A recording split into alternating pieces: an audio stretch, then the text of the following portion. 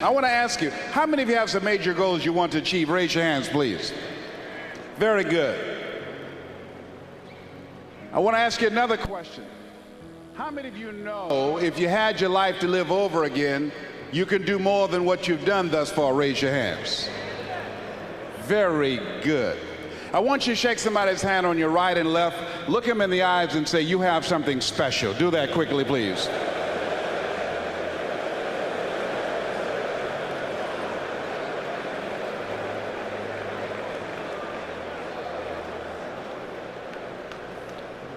I said that not to be kind to you, not to be courteous.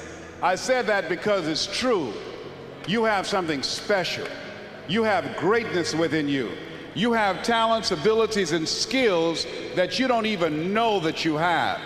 And in the limited time that I have to share with you, I'm going to share some ideas and concepts with you that I want you to take some notes. Now, I want to make this clear. Number one, everything that I'm going to say, you already know it. It's a part of who you are. We're cut from the same cloth.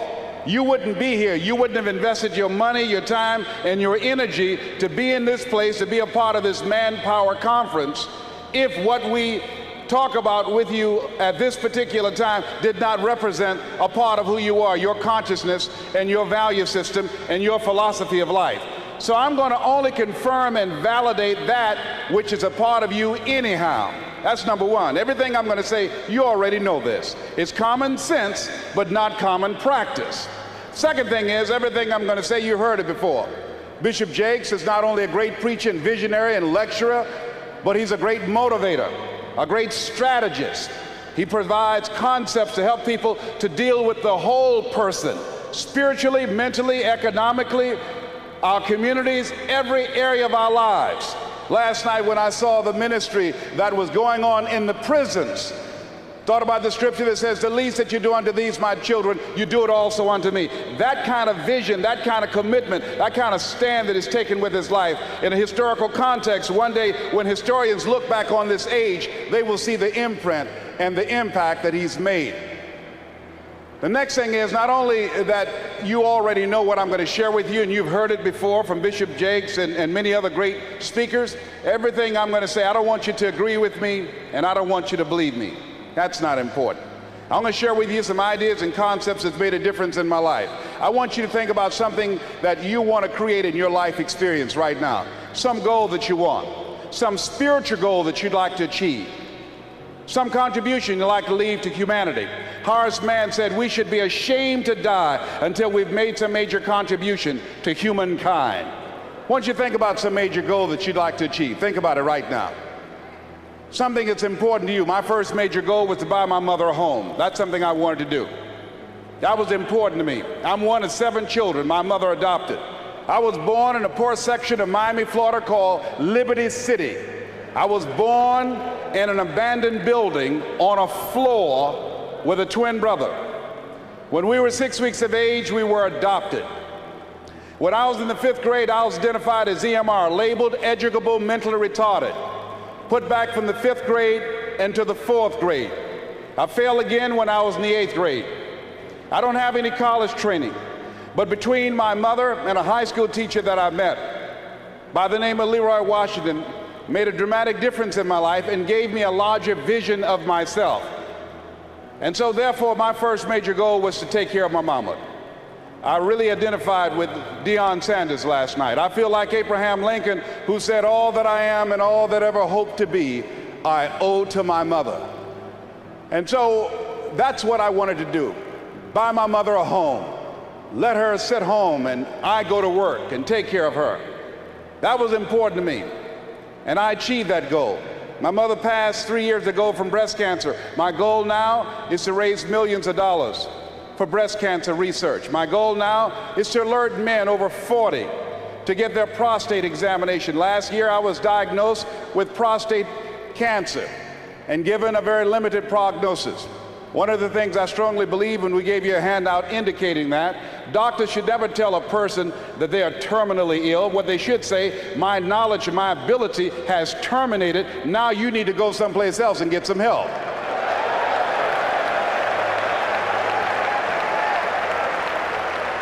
They should determine the diagnosis. God determines the prognosis.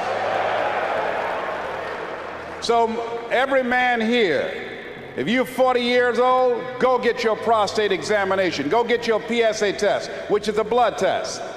Go get your digital rectal examination. I assure you, it is not a pleasant experience. It's not something you look forward to doing. But go do what you got to do anyhow. I was at a major medical convention, and they were giving free rectal exams. The guy said, "Hey, Les, come on, man, let me give you an examination." I said, "No, you're too motivated, brother. No way."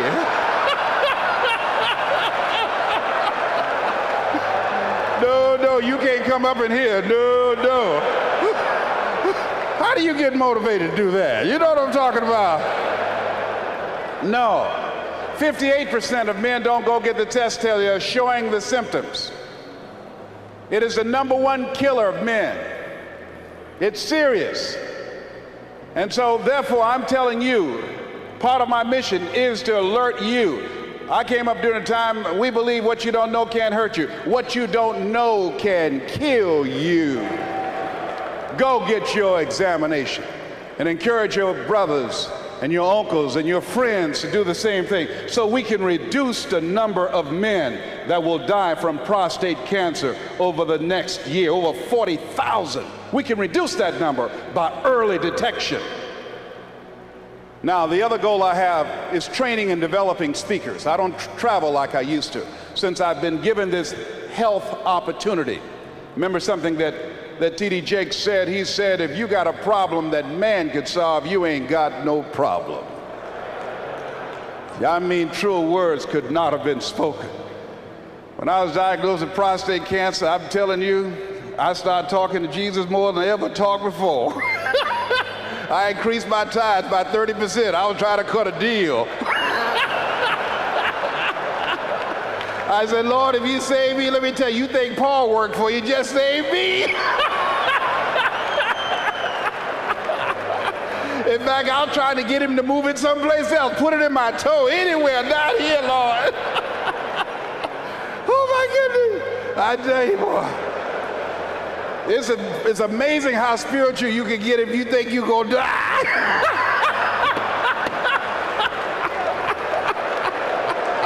Oh, my Lord. Yes, sir. I'm telling you the truth. I used to pray so hard I got shaved. I went through so much in 1997. It was unbelievable. Went through that and then also filed for divorce from someone that I love very much. I thought we were the perfect couple, and I thought we would be together for the rest of our lives. And so I learned a thing or two about life and the challenges of life. One of the things I strongly believe that in life you either in a problem or just left one or headed toward one. So part of what I'm doing is training and developing speakers. I have a gift in that area, helping a person find their message and how to use their life example to craft an experience, a special moment for an audience to transform their lives and teach them methods and techniques how to reinvent themselves. Training and duplicating myself through men and women and young people, because I believe that we live in the greatest country on the planet that gives us an opportunity to make a difference in other people's lives. Now, I don't know what your goal is, but I want you to visualize it right now and repeat after me with power and conviction. Let us say together, it's possible. Together, please. Say it again, please. See, that's the first step. I want you to think about this goal that you want. I want you to envision it and see it in your mind's eye. And every day, say to yourself that it's possible. See, most people are not accumulating wealth. Most people are living in poverty. Most people are living far below their potential, not because they don't have the capacity, not because they have not been given authority and dominion over everything on the face of the earth, but most people are living like they're living because of the fact that they don't believe they can have any more than what they now have. In the book called Miseducation of the Negro, Dr. Carter G. Woodson said, if you can determine what a man shall think, you'll never have to concern yourself with what he will do. If you can make a man feel inferior, you never have to compel him to seek an inferior status, for he will seek it himself. And if you can make a man feel justly an outcast, you never have to order him to go to the back door. He'll go without being told. And if there's no door, his very nature will demand one. That's why Scripture reminds us, be ye not conformed to this world, but be ye transformed by the renewing of your mind. So every day you have to sell yourself and get out of your mind those old thoughts, that old belief system. Every day you've got to sell yourself on that it's possible. That you got to put a new mind in you. You got to get out of your mind. You got to begin to restructure your thinking. Every day you've got to begin to recondition your mind. See, many of us go through life making choices, thinking it's our choices, and it's not. What do you mean by that? I'm reminded of the great anthropologist Margaret Mead. She was in a restaurant in Europe, and a waiter saw her and said, "Oh, how are you? I'm so glad to see you." He said, "There are several other Americans here tonight." And she said, "Is that right?" He said, "Yes." She said, "When you serve them dessert, let me know and I'll tell you exactly how many are here." He said, "That's not possible." She said, "Let me know after you serve dessert." When he served dessert, he came back and he told her. She got up, she walked around, and she looked and she observed, and she said, "You have exactly 65 Americans here." He checked the guest list and he was amazed. He said, "How did you know that?" She said, "Because in Europe, when you eat a slice of pie or cake, you eat it from the back toward the tip. In America, when we eat a slice of pie or cake, we eat it from the tip toward the back." How many of you, when you eat a slice of pie or cake, you eat it from the tip toward the back? Raise your hands, please. Good. Now, what else is in your mind? What else are you doing unconsciously that you don't even know? I'm going to say something and I want you to answer it after it. I want you to end it for me. Winston tastes good like what? How many of you don't even smoke Winston but know it? Raise your hands, please. Now, that commercial been off the air for 30 years. 30 years. See, let me share something with you. The easiest thing I've ever done was to earn $1 million. The most difficult thing I've ever done was to believe it could happen to me. That was the most difficult part, to believe that given my circumstances, if my birth parents came down this aisle right now, I would not know either one if my daddy came up here or my mother came up here. Given the fact that I was born in an abandoned building on a floor, being labeled educable mentally retarded, not having any college training, I used to feel all my life that people who had college degrees were more intelligent than me. I remember going to see the late Dr. Norman Vincent Peale, the author of the book, The Power of Positive Thinking. And I used to look at him up on stage and I said, I could do that. I would love to talk to people. I love to talk to people.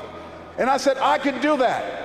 But then when I started going back to my car, my mental conditioning activated itself. And it said, Les Brown, you can't do that. You don't have a college education. Les Brown, you can't do that. You don't have the training. You've never worked for a major corporation.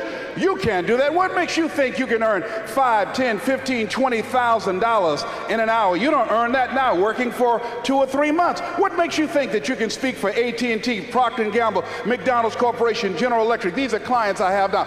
You've never even worked for them. How many of you ever thought about something you wanted to do and you talk yourself out of it? Raise your hand if you know what I'm talking about. That inner conversation is what's going to haunt you after standing here and saying, I can do all things through Christ who strengthens me. After saying that again and again, we are more than conquerors.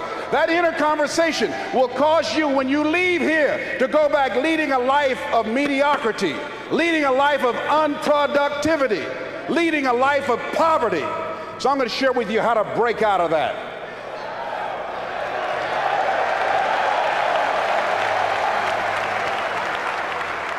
I want to share with you how to reach your goals. I think the Bible is the greatest motivational book ever been written. Now I want you to repeat after me, please. We got to recondition our minds first. Let us say together, good things are supposed to happen to me. Yeah, write that down. I want you to say that to yourself every day. See, we live in a world where we believe that bad things are supposed to happen to us. I remember at a point in my life, Bishop, when things are going good for me, and I said, this is too good to be true. Something is bound to happen. Guess what? It did. Thou shalt decree a thing that shall be established unto you, and shall accomplish that whereunto it has been sent. Watch your words. Watch what you say about yourself, about your affairs. Be conscious of that on a daily basis. Why? Because your words are powerful. In the beginning was the Word. Life and death is in the tongue. Watch what you say. Never say I'm broke. Say I'm overcoming a cash flow problem.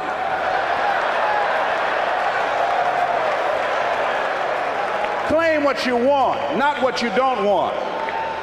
So affirm good things as opposed to happen to me, and begin to believe that. Begin to expect that. Now, I was talking to my oldest son, Calvin. We were going for a walk. And I said, Calvin, do you want to be successful? He said, yes, sir, Dad. It's okay. We kept on walking. Then I stopped and I looked him in the eyes. It's my namesake, my junior. I said, Calvin, we're looking at each other eye to eye now. Do you expect to be successful? Given the fact that you are a single parent of 2 kids, given the fact that you decided not to go to college to further your education, given the fact that you are very talented, but you're behind on your dreams and your bills, do you expect, based upon your performance, based upon what you produce at this point in time in your life, do you expect to be successful? And Calvin got quiet. Because see, if you ask most people at the Manpower Conference, do you want to be successful? Do you want to live a life of productivity? Do you want to live a life of contribution? Do you want to be a better father? Do you want to have your own business? Are there dreams you want? Everybody will say yes. But see, want shows up in conversation. Expectation shows up in behavior. See, I can tell what you expect by what you do. That's why the Bible says, judge a tree by the fruit it bears, not the fruit that it wants, not the fruit that it talks about, not the fruit that it claims, but by what you are doing. See, what you do when you leave here, when the music stops, when the shouting dies down, your behavior, how you conduct yourself, writing your goals down, deciding to enroll in school to get a GED, deciding to sit into class with children young enough to be your grandchildren, decide to find some product, some idea, some service that you can provide so that you can begin to create some value for yourself so you can create wealth. What I'd like for you to do right now, I want you to think about your dream, because I'm in a room full of dreamers. Think about your dream right now. I want you to think about it and envision it. Now, ladies and gentlemen, let me share something with you. I do not believe that any of us have dreams that were not given to us for the purpose of accomplishing those particular dreams. And I want to share something with you that has changed my life. I started out, as was indicated by Jack, it's very humble beginnings. I don't know what that dream is that you have. I don't care how far-fetched it might appear to be. I don't care how disappointing it might have been as you've been working toward that dream. But here's what I know, that that dream that you're holding in your mind, that it's possible. Let's say that together, please. Say, it's possible. See, sometimes we can't say, I can do that. But what we can say, that it's possible that I can have my dream as we run toward it, as we work on it day in and day out. No one, ladies and gentlemen, could have convinced me when I started out just over 6 years ago working on my dream. And I want you to think about whatever your dream is, because I was willing to take a chance, and most people won't do that. Most of the people that you talk to try and bring them into the business, these are not risk takers. Most people have done all that they're ever going to do. They raise a family, they earn a living, and then they die. But people who are running toward their dreams, life has a special kind of meaning. And here's what I will share with you, that in the process of working on your dreams, you are going to incur a lot of disappointment, a lot of failure, a lot of pain, a lot of setbacks, a lot of defeats. But in the process of doing that, you will discover some things about yourself that you don't know right now. What you will realize is that you have greatness within you. What you'll realize is that you're more powerful than you can ever begin to imagine. What you will realize is that you're greater than your circumstances, that you don't have to go through life being a victim. As Jack indicated, I was born in Miami, Florida, in an area called Liberty City, in an abandoned building on a hard linoleum floor with my twin brother. We were 6 weeks of age. We were adopted. When I was in 5th grade, I was identified as EMR, labeled educable, mentally retarded, put back from the 5th grade into the 4th grade, and stayed in that category until I got out of high school. I don't have any college training, but I met a high school teacher who one day changed my life. I was waiting on another student, and when he came in, he said to me, "Young man, go to the board and write what I'm about to tell you." And I said, I can't do that, sir." He said, "Why not?" I said, "I'm not one of your students." He said, "It doesn't matter. Follow my directions now." I said, "I can't do that, sir." He said, "Why not?" I said, "Because I'm educable, mentally retarded." And he came from behind his desk and he looked at me. He said, "Don't ever say that again. Someone's opinion of you does not have to become your reality."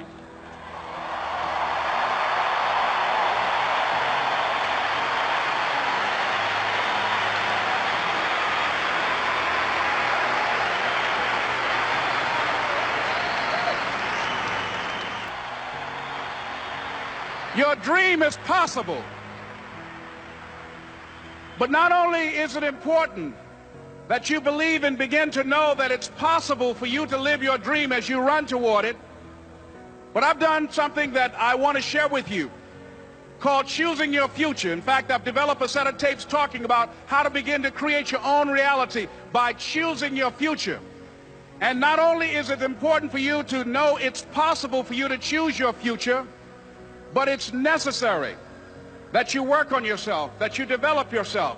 It's necessary that you get the energy drainers out of your life, people who don't want anything. It's necessary to know that everybody won't see it, that everybody won't join you, that everybody won't have the vision. It's necessary to know that a lot of people like to complain, but they don't want to do anything about their situation, that you are an uncommon breed. You know, you have to know within yourself that I can do this. Even if no one else sees it for me, I must see it for myself. That's necessary. It's also, ladies and gentlemen, necessary that you be creative when you're working on your ideas, that you understand the importance of changing up, of readjusting your strategies. Many times we can have a great idea, but if you're not advancing it in the right way and things don't happen, you become discouraged and think the idea doesn't work. No, that's not true. It's necessary that we become creative. I remember when I was in New York walking down the street, and a guy approached me and said, "Hey, mister, can I shine your shoes?" And I said, "No, I'm in a hurry. I don't have time." I kept walking. Someone else said, "Hey, man, your shoes look clutty. May I shine your shoes?" I said, "No, I don't have time. I'm sorry, I'm busy." And I was walking fast, and many people solicited me for my business. And then finally, a young man stepped in front of me, and he said, "Excuse me." And he started counting, 97, 98, 99, 100. He said, "Sir?" I said, "Yes." He said, "Come here, please." I said, "What is it?" He said, "Today is my birthday. And every year, just to thank God for another year of life, the 100th person who passes my shoe shine stand, I offer them a free shoe shine. Would you give me the honors?" I said, "Why, sure." I got up on the shoe shine stand, George, and I sat there, and he shined my shoes diligently. And when I got down, I looked at them, they were sparkling. And I was walking away, and I said, "Thank you." And I stopped, I said, "Excuse me, but how much do you usually charge?" He said, "Only $2. I said, "I tell you what, today is your birthday. Here's $5, keep the change." He said, "Thank you." As I was walking away, looking in the opposite direction at other people coming, he started counting again. 97, 98, 99, 100.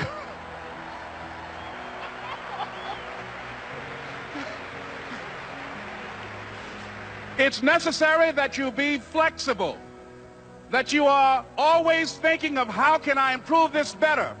This is a customer-driven economy. It's necessary for you to always explore various ways in which you can improve the quality of service that you're providing for the people in your organization. I remember something a major company had talked about, the extra value service they were providing for their customers. And the lady who had the news conference summarized it this way. She said, "It's not our intention to satisfy our customers or to please our customers. Our intention is to amaze them." It's necessary, if you're going to compete today, that you look for ways to amaze your customers by being one of those individuals that keep your commitments, that keep your word, that's relentless. It's necessary as you work with the people that you bring into your organization, that they see that you're a good example of a person to work with because you model integrity and determination and ambition and truth and honesty and the way in which you conduct business. The next step is, that is you. That is you. That no one can do it for you but you. And even though you face disappointments, even though you will experience some setbacks, it goes with the territory. You must understand that. I remember I was playing a game with my 9-year-old son, John Leslie, and I beat him 10 straight games in a game called Connect 4. And finally, I said, "John Leslie, I'm bored. I don't want to play you anymore." And I got up. I said, "I'm ready to go to sleep now." And repeat out to me, please. Let's say this together. It's not over until I win. John Leslie said, "No, you can't go now, Dad." I said, "Why?" He said, "It's not over until I win." That was his attitude.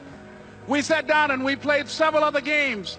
And finally, after the 11th game, John Leslie won, and he got up and he yawned. And he said, "I'm ready to go to sleep now." And I'm saying to you, what if all of us took that attitude after we face a rejection and a no, or we have a meeting and no one shows up, or somebody say, "You can count on me," and they don't come through? What if we have that kind of attitude? The car's repossessed. Nobody believes in you. You've lost again and again and again. The lights are cut off, but you're still looking at your dream, reviewing it every day, and say to yourself, "It's not over until I win."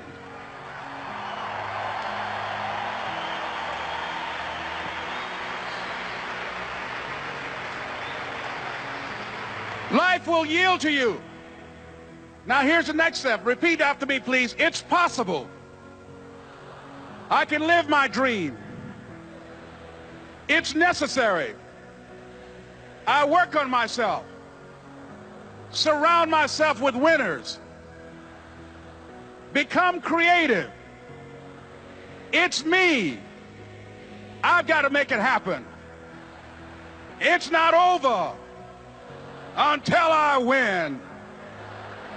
I want you to think about something that you want very much in your life, something that's important to you, something that you have a hunger for. Those of you that know me, have been following me and know my story, you know my story because I've been telling my story. That I was born in an abandoned building in a poor section of Miami, Florida called Liberty City with a twin brother. And that's Wesley on the right, that's me on the left, and that's Mrs. Mamie Brown. I always say God took me out of my biological mother's womb and placed me in the heart of my adopted mother. And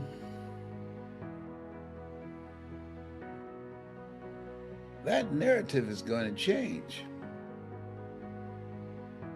because February 17th, I turned 76 and something happened. I began to look at and reflect on my life. Here's Wesley and I, raised in poverty, starting out from nothing. And I want you to listen to me closely You have something special. You have seeds of greatness in you. But those seeds will not manifest until you take time for self-reflection, to invest in yourself, to cultivate them so they can grow and expand and manifest itself in your life so that you can live a life of greatness. So Wesley and I, starting out with nothing, two of us there eating sugar cane. Poor section of Miami, Florida called Liberty City. Wesley and I. And so for the past 52 years, I was telling the story about this lady who she met my birth mother, and they had a moment where she had to determine. Several people came to this place where she was, and she talked to them shortly, and then looked at my godfather, he said, and said, no, that's not the one. But when she met a person named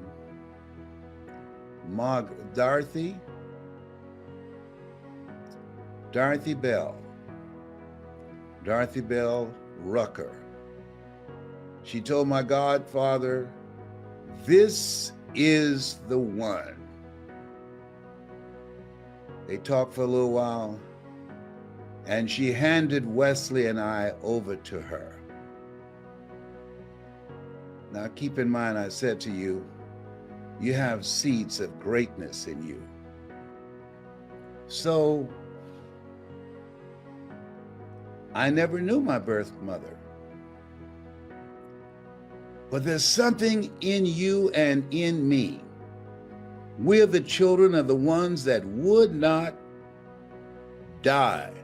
Stony the road we trod, bitter the chastening rod, felt in the days when hope unborn had died, yet with a steady beat have not our weary feet come to the place for which our fathers sighed. We've come over a way that with tears have been watered. We've come treading a path through the blood of the slaughtered. And so, I want you to follow me. I've never laid eyes on either one of my parents. I wonder, what did my father do? What did he look like?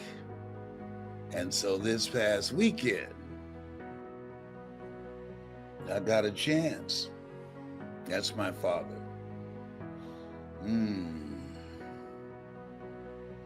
Oliver Randolph, out of Gainesville, Georgia. They said he was a sharp dresser, handsome guy, ladies' man. I don't know where I got that from.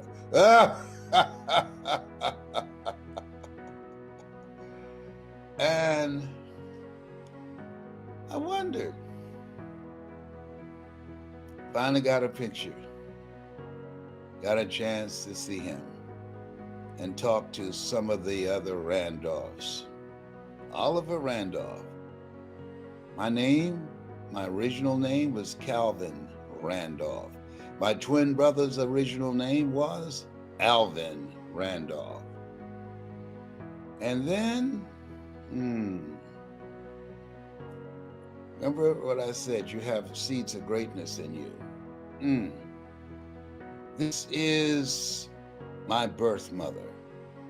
Her name, Dorothy Bell. She was a motivational speaker. You know, they talk about nurture or nature.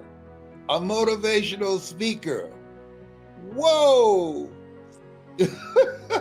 It would be criminal for somebody to deny that that's my mother. Ancestry and 23andMe, my son consulted both of those, and And that's the match. Both of those. That's my birth mother.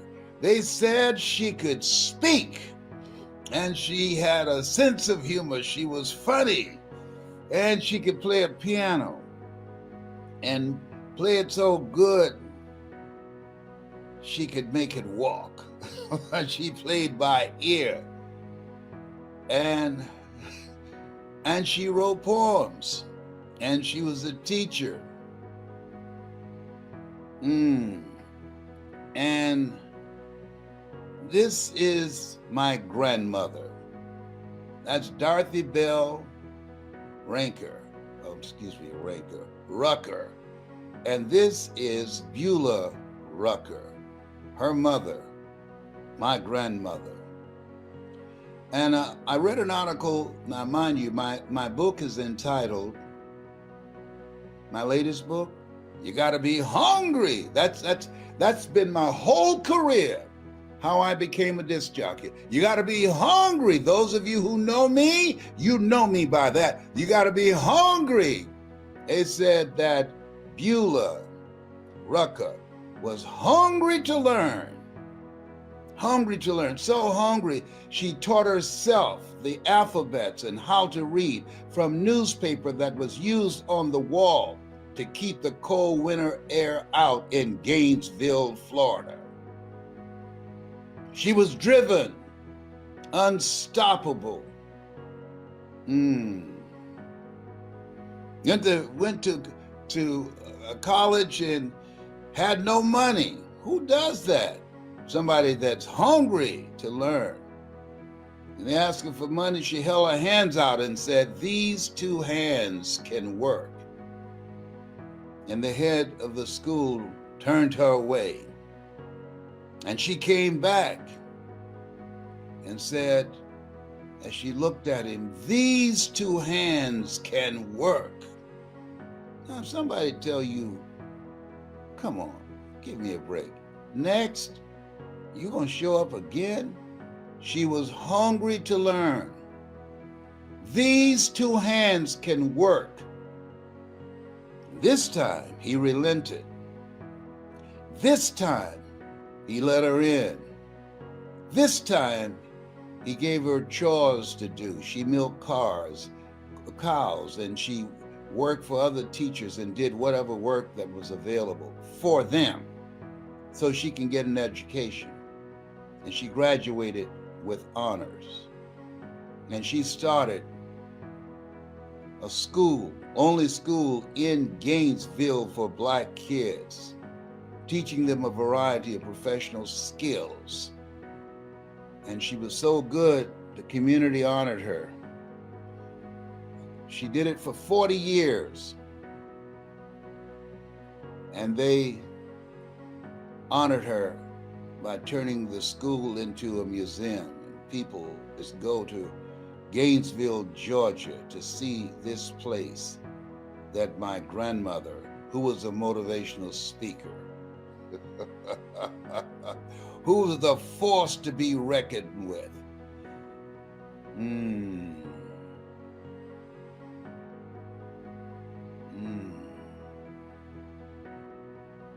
Boy, she's quite a woman. Wow. I've been looking at her.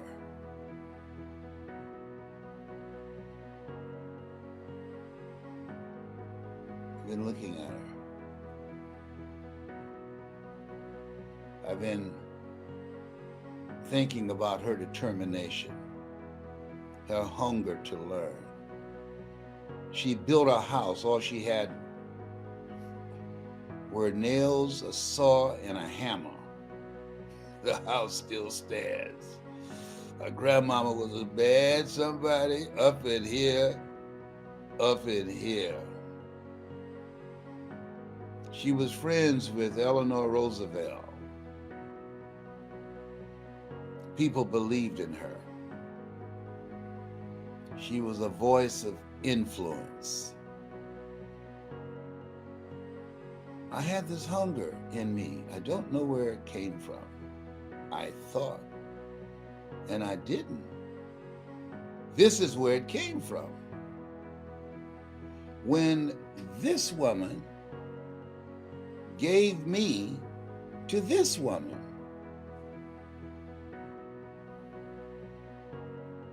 Millions of people's lives changed around the world because this woman gave me to this woman, Mrs. Mamie Brown. Dorothy Bell Rucker. Mrs. Mamie Brown said, "That's the one.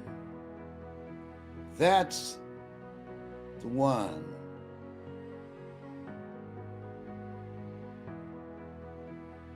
When she was looking for a way to find a house that I told her that I would buy for her, she said, "That's the one." And Dorothy Bell Rucker said when she met Mamie Brown, "That's the one I want to give my boys to. That's the one." That statement, "That's the one," has been in my life. If you go on YouTube and you Google Les Brown speaking in the Georgia Dome, you will hear me use that statement. That's the one.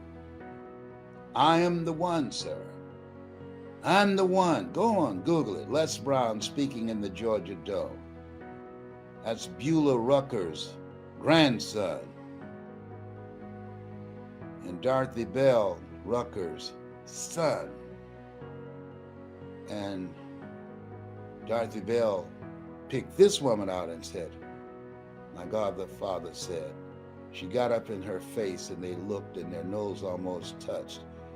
And she backed away just a little bit and said, "Give me my boys, Mr. Moss," and put us in the arms of Mamie Brown. And she asked her, "You promised never to separate my boys?" And she said, "I won't." "You promised to take good care of them?" And she said, "I will."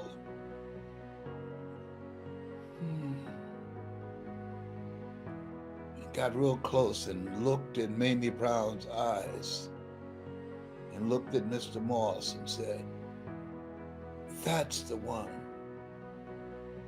Mamie Brown only had a third-grade education, but my grandmother was educated, and Beulah Rucker, and my mother, Dorothy Bell, was educated and became a teacher. And so Mamie Brown took me through this. Oh, but there was something in me that poverty couldn't contain. Come on, somebody.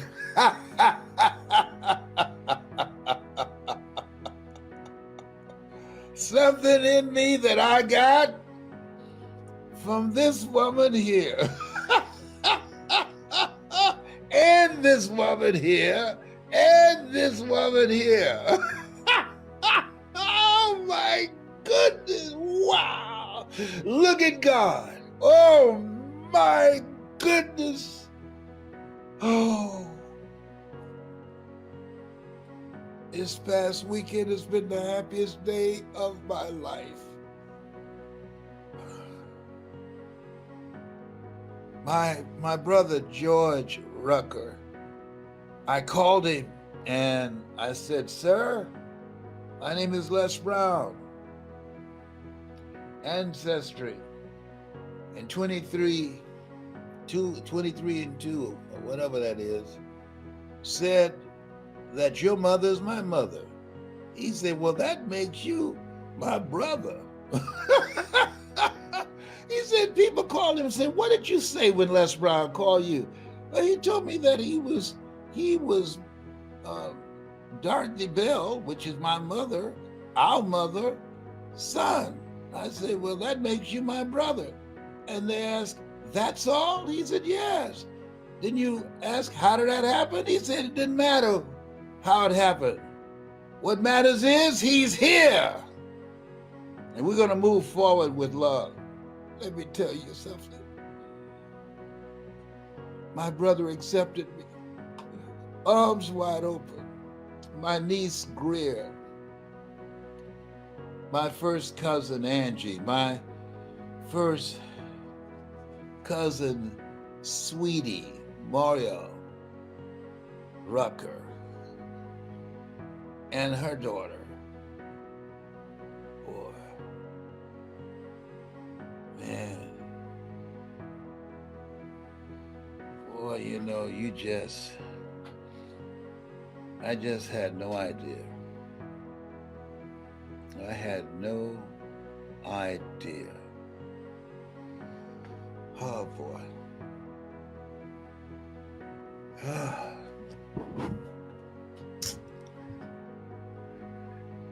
Had no idea.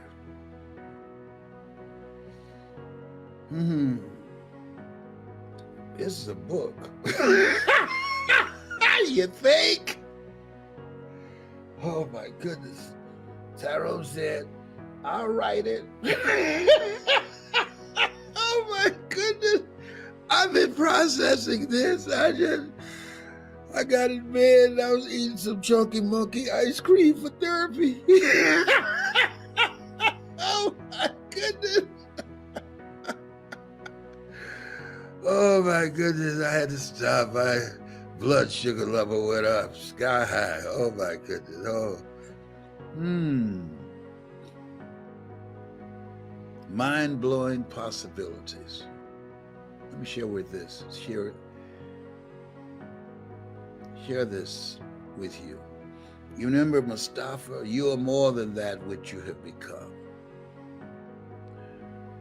The seed in me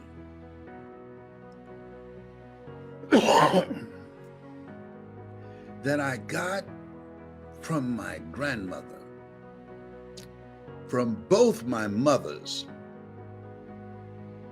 and my father. You're more than that which you have become. And it's been driving me, and I did not know why. Even in periods of my life, I was temporarily insane. And who says I'm all the way here now? Talking to squirrels.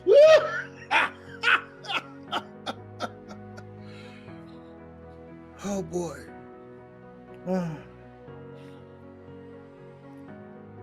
I'm so grateful.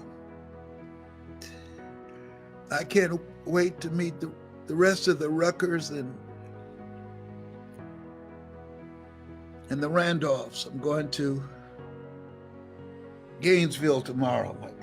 My children say, we want to go with you. Well, you better get here. They coming. I don't know when they coming down. I wasn't coming out the house. But for my family, the Ruckers and the Randolphs and Gainesville, I got to go down and see my peeps. And I don't put anything off. No. I'm not going to be waiting 2 or 3 weeks. No. I got to see my peeps. I'm going to go to the museum. I'm going to meet with the Randolphs and the rest of the Ruckers. I come bearing gifts. Oh boy. I told him, I said, I don't want anything from you. I just want to know.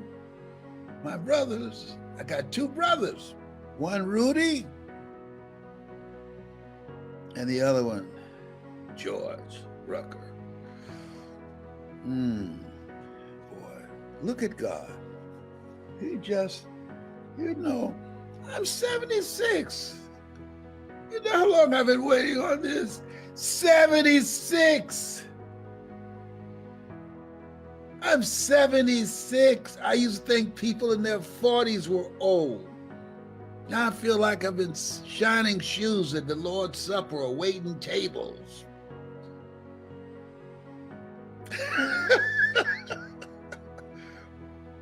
Where's that Randolph boy? He's around here somewhere. Tell him Jesus wants some more wine. He needs some more wine. He's going to turn it into water, but he needs a little sip of it first to make sure it's good.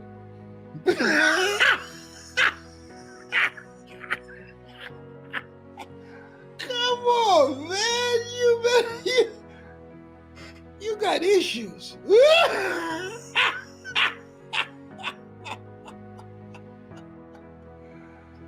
What a mighty God we serve. All these years, something was driving me.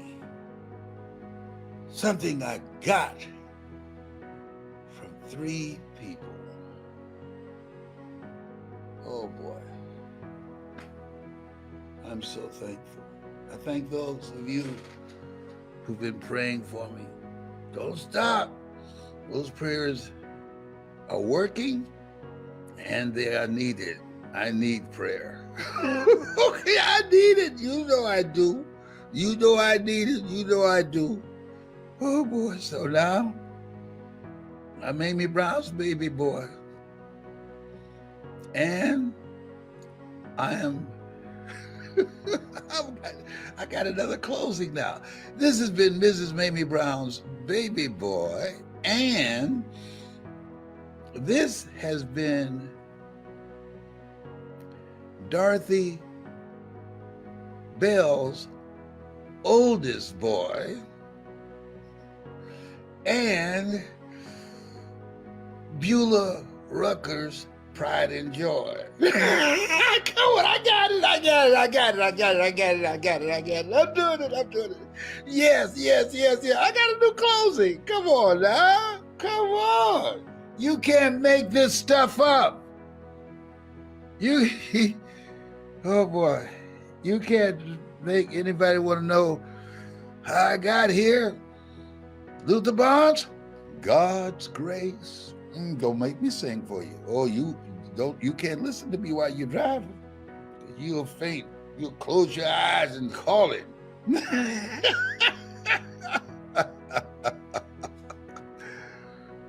Oh boy.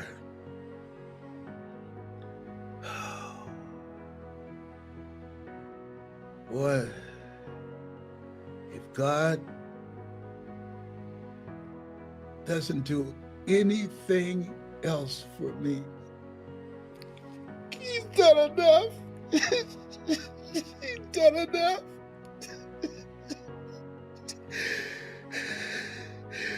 If He doesn't do anything else for me, He's done enough. Thank you, Lord. And if you decide to do anything else, move the cancer from my prostate to my ankle, because I don't need 2 ankles, or my elbow. I don't need 2 elbows either. In fact, I don't even need 2 knees. Just take one of my knees, or just move it there, move the cancer there, okay? No, he didn't go there. He's got issues. You know, they said Dorothy Bell was funny. She could have been a comedian. My mother could have been a comedian.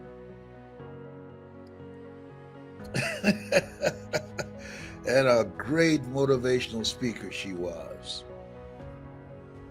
Could tear a piano up.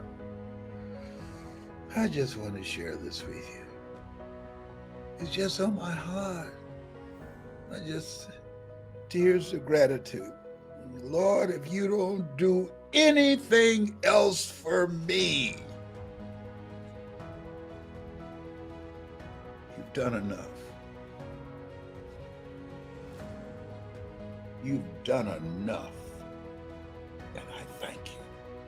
I thank you. I thank you.